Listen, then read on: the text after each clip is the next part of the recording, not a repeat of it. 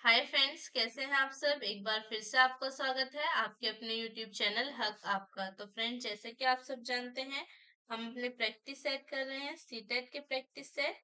अगर आप first time channel पर आए हैं तो चैनल सब्सक्राइब जरूर करना। आई होप आपने चैनल सब्सक्राइब कर लिया होगा। तो शुरू करते हैं अपनी आज की क्लास और अपने आज के प्रैक्टिस सेट को। तो फर्स्ट क्वेश्चन क्या है हमारा। तो फर्स्ट क्वेश्चन है हमारा, वैदिक काल के लोगों को विज्ञान और प्रौद्योगिकी की जानकारी थी। इस संबंध में निम्नलिखित कथनों में से असत्य कथन कौन सा है।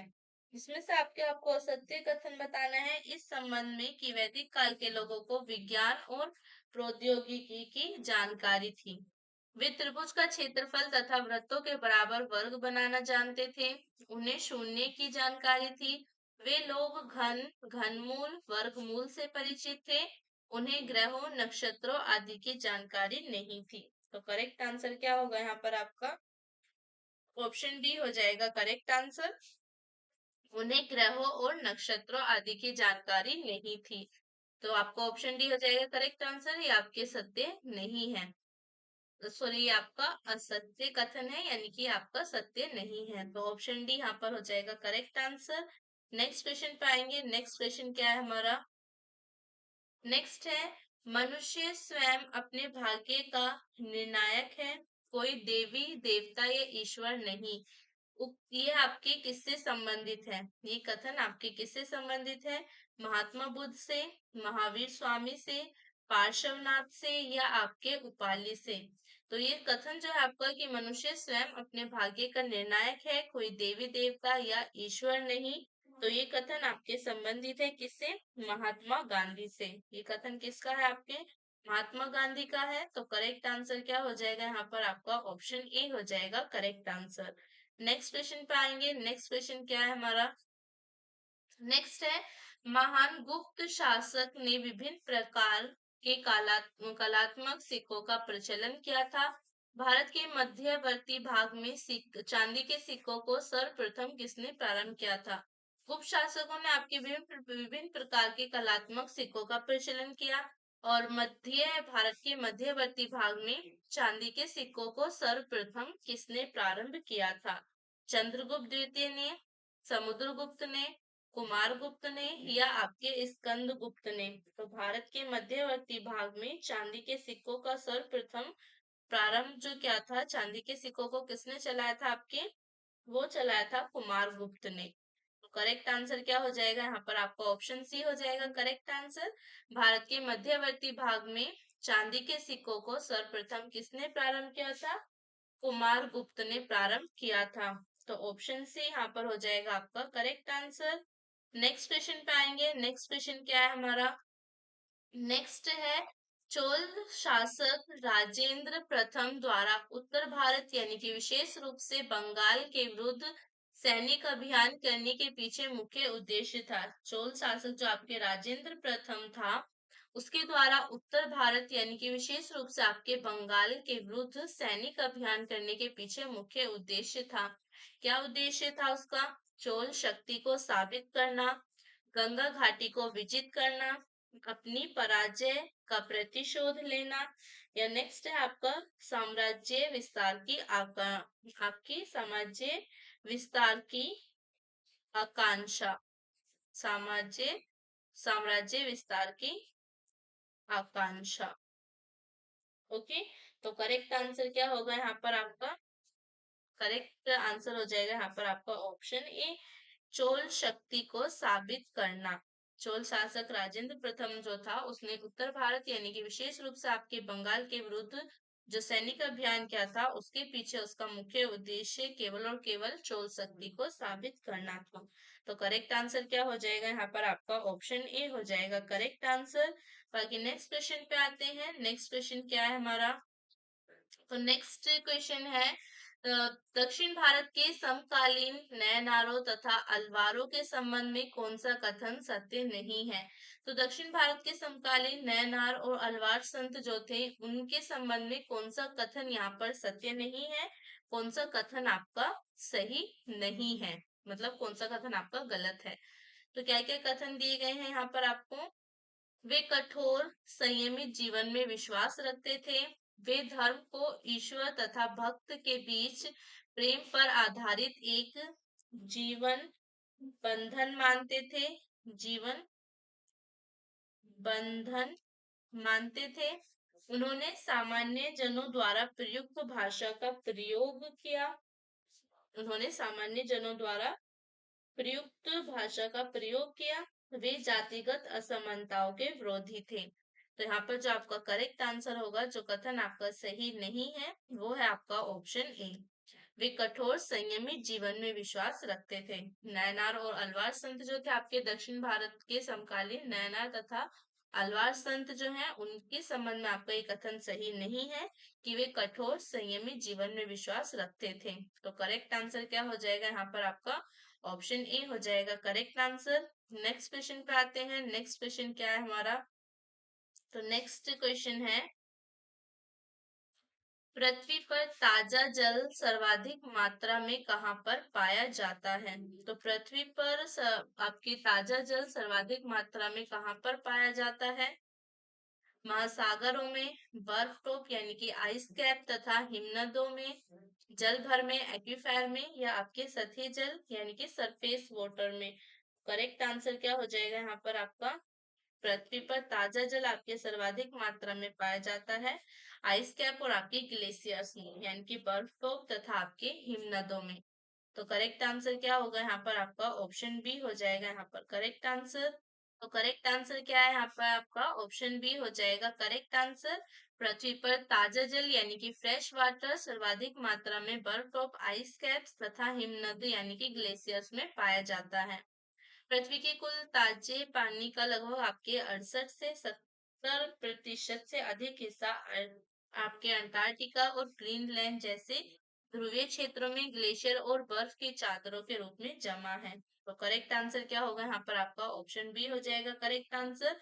और महासागरों में जो है आपका, महासागरों में पृथ्वी का 97% जल है, लेकिन वह कैसा जल है आपका? खारा जल है। करेक्ट आंसर हो जाएगा यहाँ पर आपका ऑप्शन बी। नेक्स्ट क्वेश्चन पे आएंगे। नेक्स्ट क्वेश्चन क्या है हमारा? नेक्स्ट है, निम्नलिखित कथनों पर विचार कीजिए।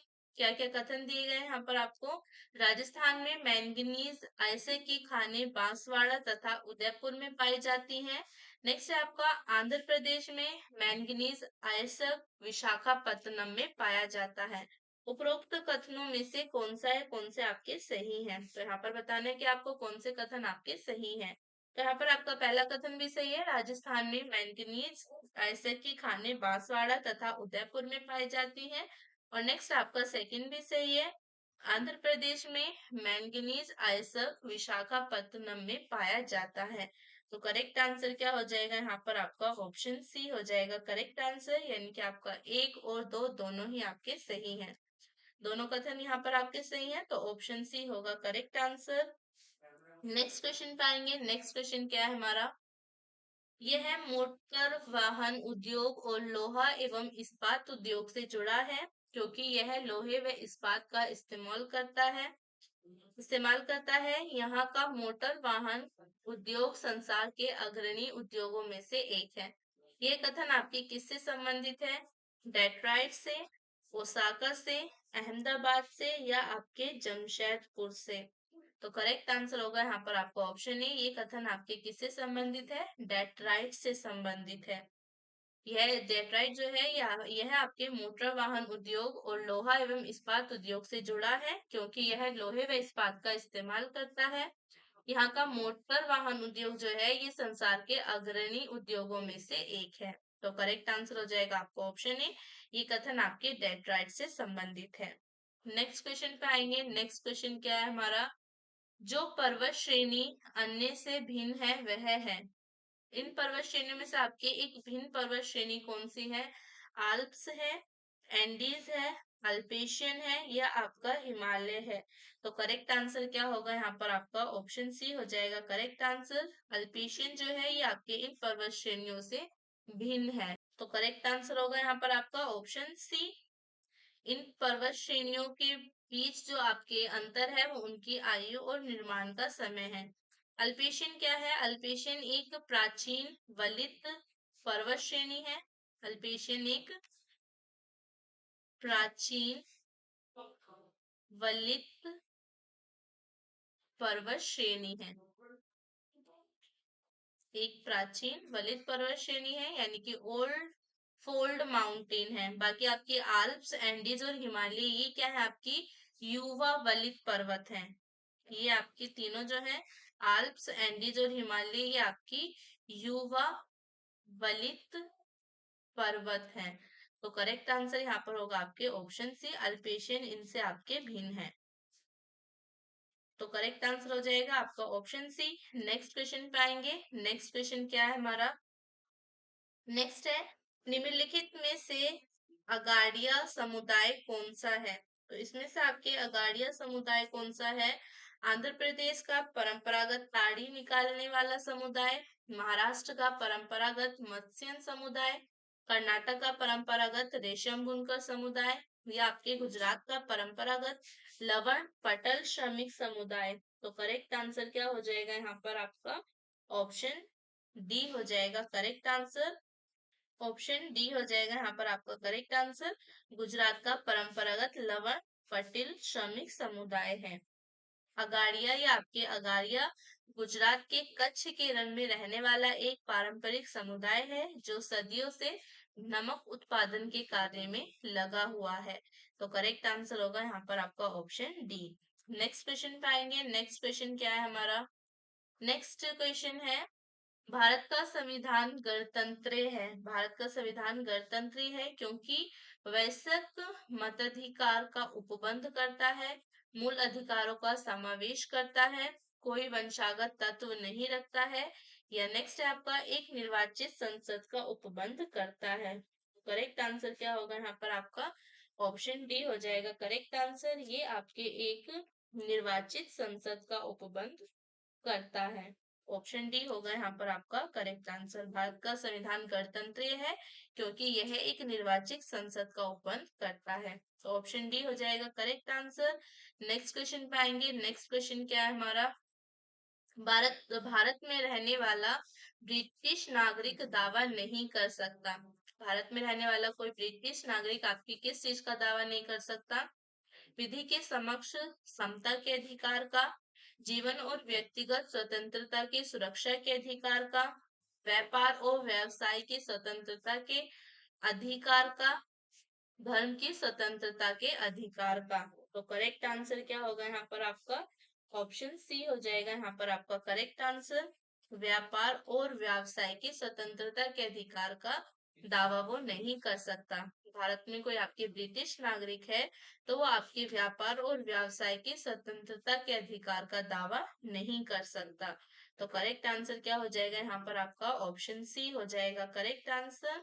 नेक्स्ट क्वेश्चन पे आएंगे। नेक्स्ट क्वेश्चन क्या है हमारा, मंत्री परिषद डैश प्रसाद पर्यंत पदासीन रहता है।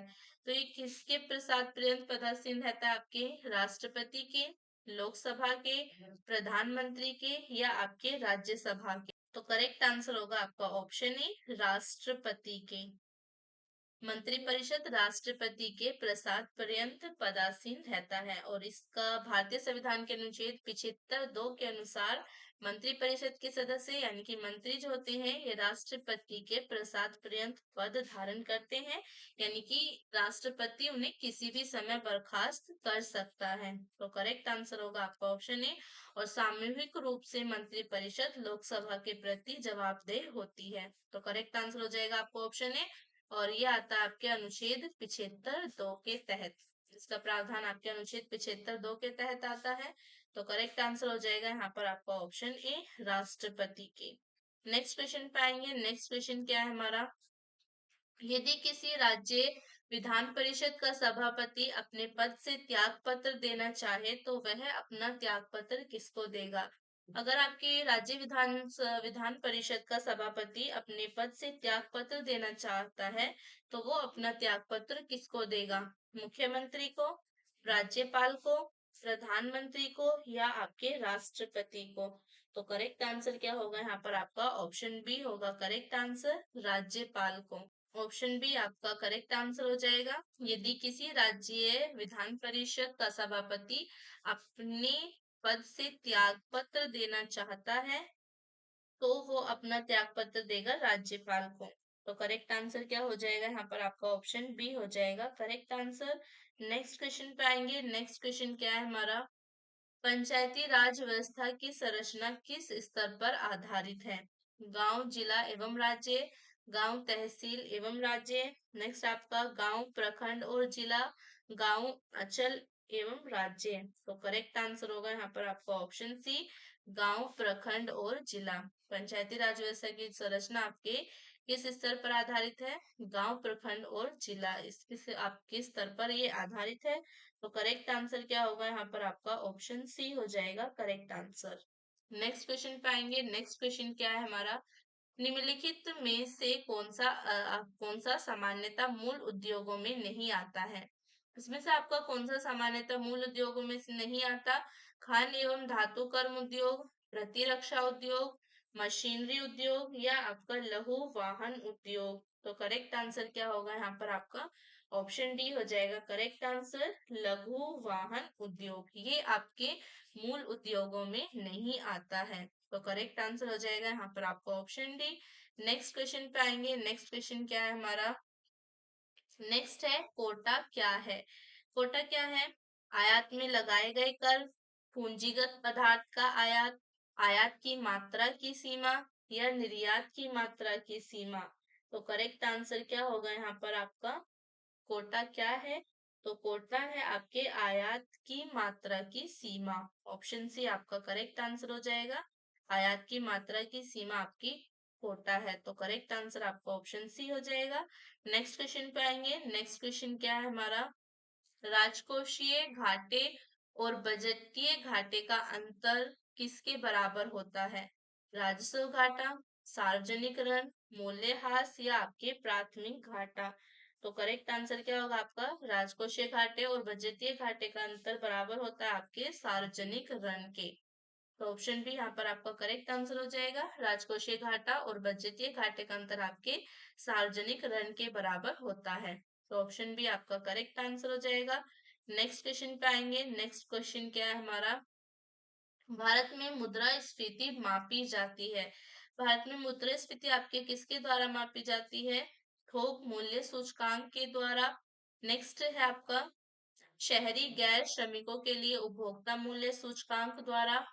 नेक्स्ट है कृषि श्रमिकों के उपभोक्ता मूल्य सूचकांक द्वारा। या नेक्स्ट है आपका राष्ट्रीय आय अस्वीकृति द्वारा। तो करेक्ट आंसर क्या होगा यहाँ पर आपका? भारत में मुद्रास्फीति मापी जाती है आपकी थोक मूल्य सूचकांक द्वारा। ऑप्शन ए आपका करेक्ट आंसर हो जाएगा। भारत में मुद्रास्फीति मापी जाती है आपके थोक मूल्य सूचकांक द्वारा। नेक्स्ट क्वेश्चन पे आएंगे। नेक्स्ट क्वेश्चन क्या है हमारा? परिस्थिति की विकास की प्रमुख अवधारणा है। परिस्थिति के विकास की प्रमुख अवधारणा क्या है? संतुलित परिस्थिति की विकास, समन्वित परिस्थिति की विकास, सतत परिस्थिति की विकास या आपका ये सभी। तो करेक्ट आंसर क्या हो जाएगा यहाँ पर आपका? ऑप्शन ए हो जाएगा करेक्ट आंसर, संतुलित परिस्थिति की विकास। परिस्थिति विकास की प्रमुख अवधारणा है आपके संतुलित परिस्थिति की विकास। तो ऑप्शन ए हो जाएगा आपका करेक्ट आंसर। नेक्स्ट क्वेश्चन पे आएंगे। नेक्स्ट क्वेश्चन क्या है हमारा? नेक्स्ट है गन मेटल का अयस्क है। गन मेटल का अयस्क क्या है आपका? निकिल, टीन और तांबा, तांबा, फोस्फोरस और निकिल, मैंगनीज, फोस्फोरस और निकिल, तांबा, टीन और आपका जिंक। तो करेक्ट आंसर क्या होगा यहाँ पर आपका? करेक्ट आंसर हो जाएगा यहाँ पर आपका ऑप्शन डी, तांबा, टिन और आपका जिंक। गन मेटल एक महत्वपूर्ण मिश्र धातु है, यानी कि एक अलॉय है जिसे आपके लाल पीतल के नाम से जाना जाता है। जिसे क्या कहते हैं? लाल पीतल, यानी कि रेड ब्रास। लाल पीतल कहते हैं इसको, रेड ब्रास। इसके अंदर तांबा आपका 88% होता है। तांबा 88% होता है। नेक्स्ट है आपका टीन। टीन होता है आपके 8 से 10%। 8 से 10% आपके टीन होता है। और जिंक होता है आपके 2 से 4%। जिंक कितना है आपके? 2 से 4%। करेक्ट आंसर यहाँ पर आपका ऑप्शन डी हो जाएगा। तांबा, टिन और जिंक ये आपकी गन मेटल में आपके होते हैं, गन मेटल के अयस्क हैं। नेक्स्ट क्वेश्चन पे आएंगे। नेक्स्ट क्वेश्चन क्या है हमारा? नेक्स्ट है, आजकल सड़क की रोशनी में पीले लैंप बहुतायत में प्रयुक्त हो रहे हैं। इन लैंपों में से निम्न में किसका प्रयोग करते हैं? तो ये आपके पीले रोशनी लैंप, पीली रोशनी वाले लैंप जो हैं, इनमें आपके किसका प्रयोग किया जाता है? सोडियम का, नियोन का, हाइड्रोजन का या आपके नाइट्रोजन का? तो करेक्ट आंसर होगा यहाँ पर आपका ऑप्शन ए, सोडियम का उपयोग इनमें किया जाता है। सोडियम का प्रयोग किया जाता है। आजकल सड़क की रोशनी में पीले लैंपों में आपके मुख्य रूप से सोडियम का प्रयोग किया जाता है। इन्हें सोडियम वाष्प लैंप कहा जाता है, जो आपके ऊर्जा कुशल होते हैं और एक विशिष्ट पीली या नारंगी पीली रोशनी उत्पन्न करते हैं, जो कोहरे में देखने के लिए उपयोगी होती है। सोडियम वाष्प लैंप जो होते हैं, ये लैंप बिजली की खपत कम करते हैं और लंबे समय तक चलते हैं। इनके प्रकाश का रंग आपके पीली रोशनी ये छोड़ते हैं, चमकदार पीली रोशनी, और ये मुख्य रूप से निम्न दाब और उच्च दाब यानी कि लो प्रेशर और हाई प्रेशर सोडियम लैंप के रूप में आते हैं। तो करेक्ट आंसर यहाँ पर हो जाएगा आपका ऑप्शन ए, सोडियम का प्रयोग इनमें किया जाता है। नेक्स्ट क्वेश्चन पे आएंगे। नेक्स्ट क्वेश्चन क्या है हमारा? नेक्स्ट है, निम्नलिखित युग्मों में से कौन सा युग्म सुमेलित नहीं है? तो इसमें आपको बताने की इनमें से कौन सा आपका सही सुमेलित नहीं है। विछेंद्री पाल आपके पर्वतारोही है, विंदेश्वरी पाठक समाज सेवा से संबंधित है, गिरिराज किशोर आपके साहित्यकार हैं और सुंदरलाल बहुगुणा आपके संगीतकार हैं। तो करेक्ट आंसर क्या होगा यहाँ पर आपका? कौन सा युग्म इसमें से सही सुमेलित, कौन सा युग्म आपका इसमें सही सुमेलित नहीं है? वो है आपका ऑप्शन डी, सुंदरलाल बहुगुणा जो है ये आपके संगीतकार नहीं है। सुंदरलाल बहुगुणा एक प्रसिद्ध पर्यावरणविद है और चिपको आंदोलन के ये नेता थे, ना कि संगीतकार। इन्होंने हिमालय में वनों के संरक्षण के लिए महत्वपूर्ण कार्य किया और सन 2009 में इनको पद्म विभूषण से सम्मानित किया गया। सन 2009 में इनको पद्म विभूषण से सम्मानित किया गया।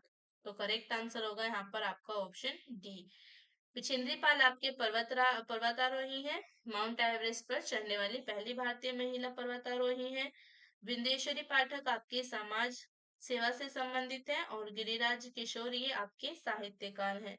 तो करेक्ट आंसर होगा यहाँ पर आपका ऑप्शन डी, यही आपका सही सुमेलित नहीं था, क्योंकि सुंदरलाल बहुगुणा संगीतकार नहीं, ये आपके चिपको आंदोलन से संबंधित थे। तो नेक्स्ट क्वेश्चन पे आएंगे। नेक्स्ट क्वेश्चन क्या है हमारा? नेक्स्ट है, निम्नलिखित में से कौन सा एक राष्ट्रीय खेल दिवस पर दिए जाने वाले पुरस्कारों में से नहीं है? तो कौन सा एक पुरस्कार है जो आपका राष्ट्रीय खेल दिवस पर दिए जाने वाले पुरस्कारों में से नहीं है? राजीव खेल रत्न, अर्जुन पुरस्कार, ध्यानचंद पुरस्कार या आपके विश्वामित्र पुरस्कार? तो करेक्ट आंसर क्या होगा यहाँ पर आपका? करेक्ट आंसर हो जाएगा आपका ऑप्शन डी, विश्वामित्र पुरस्कार। करेक्ट आंसर क्या हो जाएगा आपका? ऑप्शन डी हो जाएगा करेक्ट आंसर। राष्ट्रीय खेल पुरस्कारों में विश्वामित्र पुरस्कार शामिल नहीं है, क्योंकि यह भारत सरकार द्वारा दिए जाने वाले राष्ट्रीय स्तर के पुरस्कार की श्रेणी में नहीं आता। तो करेक्ट आंसर हो जाएगा यहाँ पर आपका ऑप्शन डी। बाकी नेक्स्ट क्वेश्चन पे आएंगे। नेक्स्ट क्वेश्चन क्या है हमारा? नेक्स्ट क्वेश्चन है, जिस शैक्षिक योजना के अंतर्गत सत्र पर्यंत चलने वाली प्रतिक्रियाओं का ब्यौरा होता है वह है दैनिक पाठ योजना, नेक्स्ट है आपका वार्षिक योजना, नेक्स्ट क्या है आपका वार्षिक योजना, नेक्स्ट है आपका इकाई योजना और नेक्स्ट है आपका इनमें से कोई नहीं। तो यहाँ पर आपका करेक्ट आंसर क्या हो जाएगा? ऑप्शन बी होगा करेक्ट आंसर, वार्षिक योजना। जिस शैक्षिक योजना के अंतर्गत सत्र पर्यंत चलने वाली प्रक्रिया का ब्यौरा होता है वो आपकी वार्षिक योजना होती है। तो ऑप्शन बी यहाँ पर आपका करेक्ट आंसर हो जाएगा। नेक्स्ट क्वेश्चन पे आएंगे। नेक्स्ट क्वेश्चन क्या है हमारा? सामाजिक अध्ययन में बालकों को अवसर मिलता है कल्पना तथा आपके स्मरण शक्ति के विकास का, तर्क शक्ति के विकास का, निर्णय शक्ति के विकास का या आपके ये सभी? तो सामाजिक अध्ययन में आए बालकों को आपका इन सभी का अवसर मिलता है, कल्पना तथा स्मरण शक्ति के विकास का भी, तर्क शक्ति के विकास का, तर्क शक्ति के विकास का, निर्णय शक्ति के विकास का, इन सभी का अवसर आपको मिलता है सामाजिक अध्ययन में। बालकों को अवसर मिलता है इन सभी का। तो करेक्ट आंसर यहाँ पर हो जाएगा आपका ऑप्शन डी। नेक्स्ट क्वेश्चन पाएंगे। नेक्स्ट क्वेश्चन क्या है हमारा, सामयिक घटनाओं की प्रत्यक्ष अध्यापन संबंधी विधि है, कथन अथवा भाषण विधि। नेक्स्ट है आपका आपके समाचार मानचित्र बोर्ड का उपयोग। नेक्स्ट है प्रार्थना सभा में दैनिक समाचार सुनाना। नेक्स्ट है आपका व्यंग चित्र का प्रदर्शन। तो करेक्ट आंसर क्या होगा आपका, ऑप्शन सी हो जाएगा करेक्ट आंसर, प्रार्थना सभा में दैनिक समाचार सुनाना। सामयिक घटनाओं के प्रत्यक्ष अध्यापन विधि संबंधी क्या है आपके, प्रार्थना सभा में दैनिक समाचार सुनाना। तो करेक्ट आंसर हो जाएगा यहाँ पर आपको ऑप्शन सी। नेक्स्ट क्वेश्चन पे आएंगे। नेक्स्ट क्वेश्चन क्या है हमारा, वह विधि जिसमें छात्र शिक्षक के निर्देशन में कार्य करते हैं, कौन सी विधि है जिसमें छात्र शिक्षक के निर्देशन में कार्य करते हैं, स्वाध्याय प्रणाली, स्वाध्याय प्रणाली, शिक्षा शिक्षक प्रणाली, निर्देशित अध्ययन प्रणाली या आपके कक्षागत प्रणाली। तो करेक्ट आंसर क्या होगा यहाँ पर आपका, ऐसी प्रणाली कौन सी है आपके, तो वो है आपकी निर्देशित अध्ययन प्रणाली।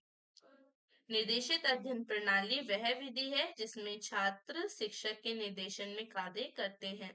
तो करेक्ट आंसर क्या हो जाएगा यहाँ पर आपका, ऑप्शन सी हो जाएगा करेक्ट आंसर, निर्देशित अध्ययन प्रणाली वह विधि जिसमें छात्र शिक्षक के निर्देशन में कार्य करते हैं। नेक्स्ट क्वेश्चन पे आएंगे। नेक्स्ट क्वेश्चन क्या है हमारा, निम्न में से क्या सामाजिक निम्न में से क्या सामाजिक विज्ञान शिक्षण के उद्देश्य हैं। तो सामाजिक विज्ञान शिक्षण के क्या क्या उद्देश्य हैं, इनमें से चिंतन में तर्क शक्ति का विकास, नेक्स्ट है आपका बालक का चहुमुखी विकास, नेक्स्ट है आपका अंतरराष्ट्रीय सद्भावना का विकास। तो करेक्ट आंसर क्या होगा यहाँ पर आपका, ऑप्शन डी हो जाएगा करेक्ट आंसर, सामाजिक विज्ञान शिक्षण के उद्देश्य आपका चिंतन में तर्क शक्ति का विकास है, भारत का चहुमुखी विकास और आपके अंतरराष्ट्रीय सद्भावना का विकास। ये सभी आपके सामाजिक विज्ञान शिक्षण के उद्देश्य हैं। तो करेक्ट आंसर हो जाएगा यहाँ पर आपका ऑप्शन डी। नेक्स्ट क्वेश्चन पे आएंगे। नेक्स्ट क्वेश्चन क्या है हमारा, नेक्स्ट है छात्र को प्रोत्साहित करने वाली सर्वोत्तम प्रश्न विधि वही है जो समय की तत्काल आवश्यकता की दृष्टि से आपके प्रासंगिक है। ऐसे प्रश्न समस्या को उठाया जाए जो कक्षा जिसको कक्षा में छात्र ही हल करें। नेक्स्ट है स्पष्ट रूप से पूछा जाए और नेक्स्ट है जिसका संबंध पिछले पाठ या सामग्री से हो। तो करेक्ट आंसर क्या होगा यहाँ पर आपका, करेक्ट आंसर हो जाएगा आपका ऑप्शन डी। करेक्ट आंसर क्या होगा आपका, ऑप्शन डी हो जाएगा करेक्ट आंसर, छात्र को प्रोत्साहित करने वाली सर्वोत्तम प्रश्न विधि वही है जो आपके जिसका संबंध पिछले पाठ या सामग्री से हो। तो करेक्ट आंसर हो जाएगा यहाँ पर आपका ऑप्शन डी। तो यहाँ पर हमारा आज का प्रैक्टिस सेट खत्म होता है। प्रैक्टिस सेट हमने कंप्लीट कर लिया।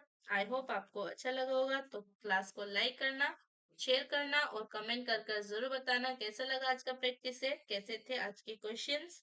तो मिलेंगे नेक्स्ट क्लास में न्यू प्रैक्टिस सेट के साथ, न्यू क्वेश्चंस के साथ। तब तक के लिए बाय बाय।